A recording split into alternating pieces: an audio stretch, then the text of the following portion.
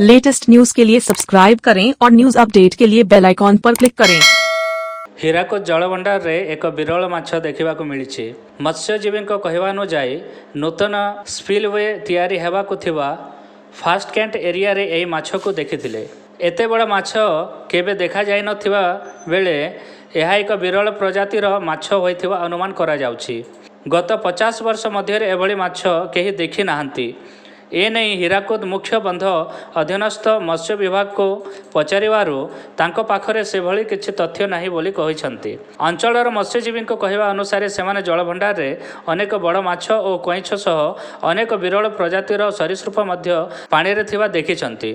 एभली विरल माछ सेमाने केबे देखि नथिबा प्रकाश करिसंती। जेबे एही माछटीर लंब प्राय 12 फुट हेबा सह 10 क्विंटाल ओजन हेबो बोली देखिथिबा मत्स्यजीवी माने प्रकाश करिसंती। क्लिपर 28 पाई संबलपुर रमाकांत विश्वाल रिपोर्ट।